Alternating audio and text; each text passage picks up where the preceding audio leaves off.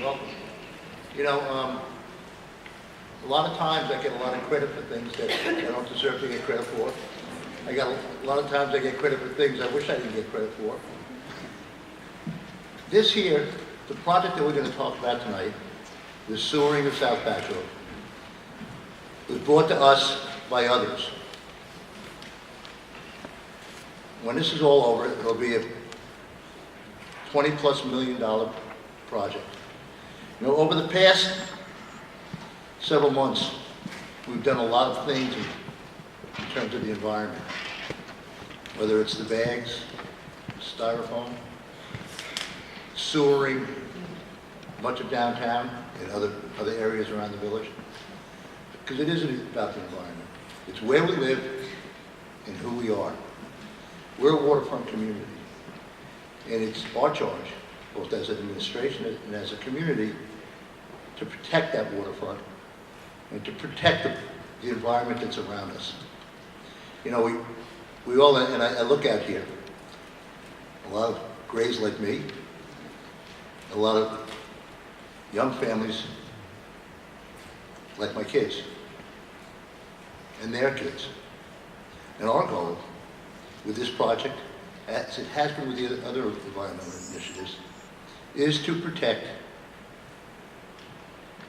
our environment that we live on, the dirt that we stand on, the bay that we like to swim in, that we like to boat in. We probably don't swim in it anymore because we don't think we can, and we probably should. So tonight, we're going to talk about a very dynamic project that was brought to us by others, and we're fortunate enough. 10 years ago, actually 14 years ago, when I first came into office, one of the first things we did was we started to do a study on the sewer plant that we had and how important it was for us to expand that plant. And that's just not by volume, but by the quality of water and the quality of the effluent that was going to be coming out of that plant. In 2011, in 2009 we started. In 2011, the plant was completed. It went from a 500,000 gallon plant to an 800,000 gallon plant. And I always kind of wondered, and one of the things that I never did and I wish I had, and for those of you that have been around a while, remember Mayor Norman Lectrecker. Mayor Lectrecker in 1986, well, actually in 1984, when he first came in, when he came in 80, but in 84, started, the village was under a consent order to upgrade the plant that was there. And it was a 125,000 gallon plant at the time. And he expanded it to 500,000 gallons. A little side story to that is I was appointed a trustee in 1986. The Long Island Advance had an article in the paper. The first vote I took was on the expansion of that plant. The headline in the Advance said, "Village approves bond issue, $1.1 million for expansion of sewer plant." And then a little thing on the side that said, "In other business," Paul Pontieri was, appointed trustee. So I was other business to sewer plants then. And I still take second place to the importance of one singular thing in this village that will sustain us over time. It is that sewer plant. So what we're going to talk about tonight is that. So you get an understanding about this project, how it's going to affect you, how it's going to affect the properties that you live on, and the benefits that it's going to be to both the environment and the community on the sustainability over time. Every project, and what's interesting about this one, and if you go down the end of River Avenue, take River Avenue to the end, Sunset, Mapes, and Price. We did it. This project, 3 years ago, I think it was, finished 2015. It was 3 years ago it was finished, is exactly what's going to be happening in your neighborhoods. And you're going to get a much more detailed explanation of the process and the reasoning from the engineers But within the right-of-way in front of your home, there'll be a pump that goes into your home and flushes everything back down to the plant. Now that's the simplistic way of explaining it. They will explain to you the complicated way of it. But my point is it's non-intrusive.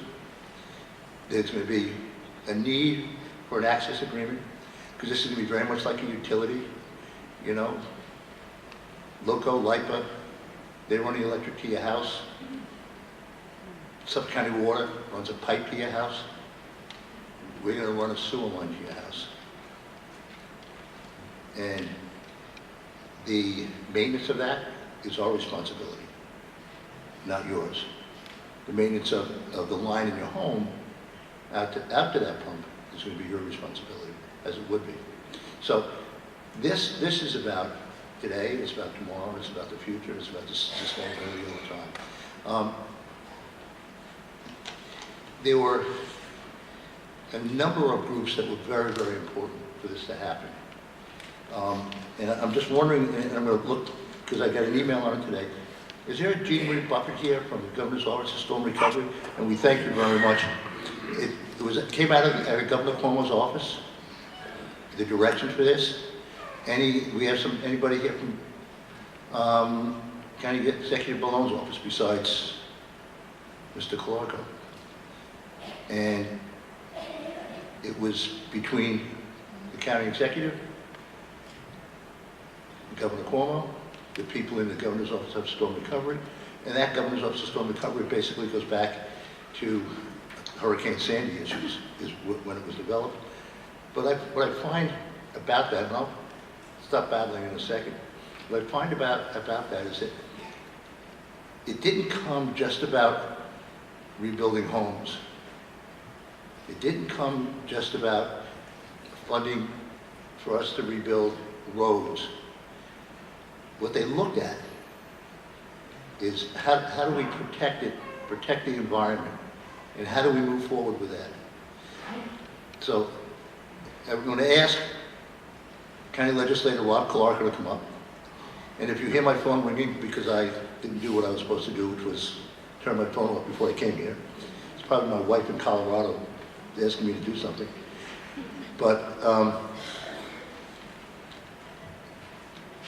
at the end of the night tonight, H2M, and if you take a look, they've been showing pictures behind me that's probably more interesting than I am.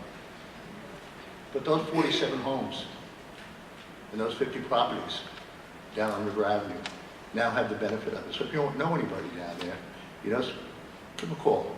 Ask them to take a look what the process is. This is going to be messy for a while.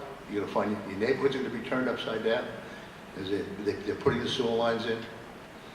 But they're efficient, they're effective. Every night your roads will be made passable. There'll be some dust, there'll be some other things. But in the end, it is about tomorrow. It's not about the discomforts of today. I'd like to have Legislator Clarko come up, please.